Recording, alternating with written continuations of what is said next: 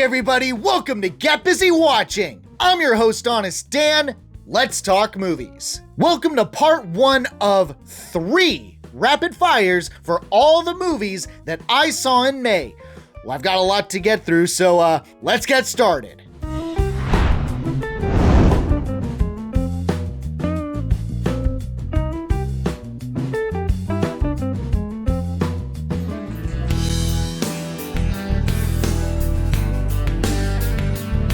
Yelena, Winter Soldier, and others find themselves the target of their own boss, Julia Louis-Dreyfus, who successfully created the all-powerful Sentry. Way better than mediocre Hulk 2, which, yes, it was. It has great moments, but it's still pretty mid. The writers obviously amped up the emotional angle, making these anti-heroes and reformed villains face their insecurities and become more than that. Sometimes it works, especially with Sentry, who is the undisputed best character in the movie, but for everyone else, it's undeveloped backstory moments that won't mean much to the casual viewer. Which even applies to certain characters like Walker, whom only appeared in the Disney Plus Falcon show, which I never watched. I won't deny there are good moments and action scenes, but the MCU has delivered better. Modern MCU fanatics will not care about what I have to say. Worth watching on streaming, but meh. My honest rating for Thunderbolts, a 3 out of 5. So what, do we all just punch and shoot? I can't think of a worse group of people trying to work together.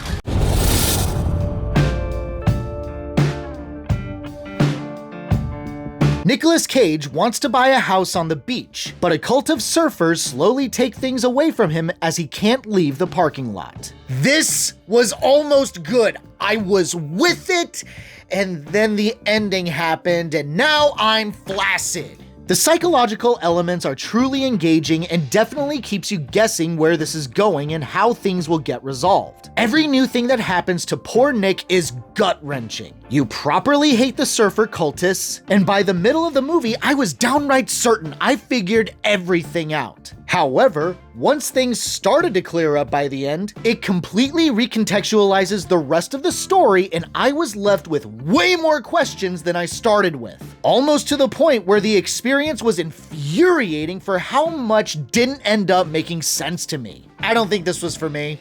It's bold, it has great stuff in it, but that ending just absolutely killed me. My honest rating for The Surfer, a 3 out of 5.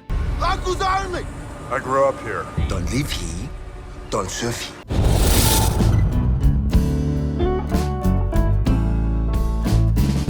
After an actress is filmed slapping an overly excited fan and goes viral, she sets out to reclaim glory in a new movie and a fan as her new assistant. It sucks. There might have been an interesting idea, actor and fan interactions, but it's a turkey. I don't buy the premise. Everyone knows hyper-enthusiastic fans are annoying and deserve to be yelled at and sometimes slapped. But what really grated me was the titular fan, Polly, who was utterly unlikable, seemingly only using her closeness with Lana Cruz to get into the industry herself and doesn't do a good job of being her PA. The writing is all over the place, with entire plot lines repeated or dragged out and not getting resolved in a realistic way. It's not remotely funny, nor is it all that charming, with a possible exception of Kate Del Castillo, who is trying, I think. But no, this didn't work for me. Another botched Netflix product. Skip it, I promise you ain't missing shit. My honest rating for The Biggest Fan, a 2 out of 5.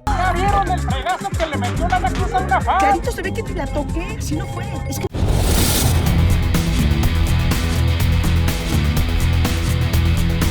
Josh Hartnett is reluctantly forced onto a plane to identify a hacker who is on the shit list of many people, and the plane is full of assassins. Did you see Bullet Train?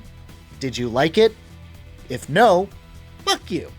If you did, then you need to see this. Granted, it's not quite as good. The action isn't quite as creative and the shaky cam got on my nerves. But dear lord, did this scratch a motherfucking itch that no other movie has this year. Utterly redeemed from last year's travesty Trap, Josh is wildly entertaining as the out-of-practice special forces dude who still fucks shit up. To make matters even better, it's over-the-top violent and my inner sociopath couldn't be happier. So many bad guys meet grisly deaths, from a skull into an overhead sprinkler to a full-on chainsaw massacre that would make Leatherface blush. Even the story isn't half bad when it's revealed who the hacker is and its backstory. And I can't get over how much of a bitch that Katie Sackhoff was. Best villain of the year so far. I had so much fun with this. I loved everything about it and cannot recommend it enough. My honest rating for Fight or Flight, a 5 out of 5. What the hell are you doing? Trying to help you.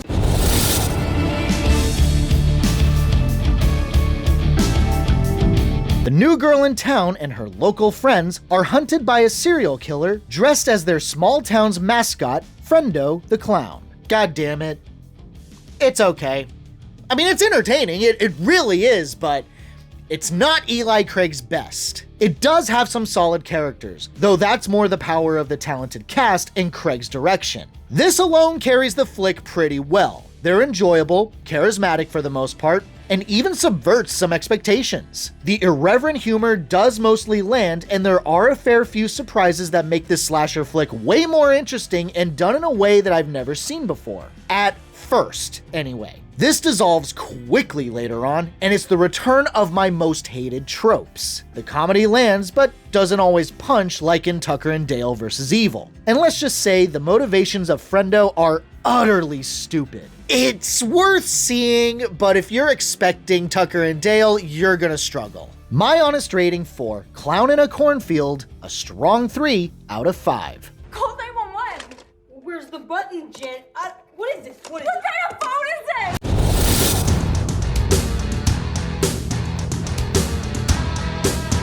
A special forces agent in hiding with his son is exposed, and his former handler tries to kill him but is saved by his baby mama. It's a better version of Back in Action, but that is not a glowing endorsement. I will always appreciate seeing Omar Sy, a quality talent not given enough shit to do. Kerry Washington and especially Mark Strong as the villain, they're very good. With that said, super spies in hiding is never going to be a very good idea in my book, especially if it's about their former employers coming after them, as how they get roped back in always feels forced. The action isn't always great, sometimes downright ridiculous, and not in a fun way. Though there is a fun car chase in some fog. The twists and turns feel like they need to be in it because of the genre and don't pack any punch. It's not the worst action flick ever made, but better save it for streaming if you're that curious. My honest rating for Shadow Force, a 3 out of 5.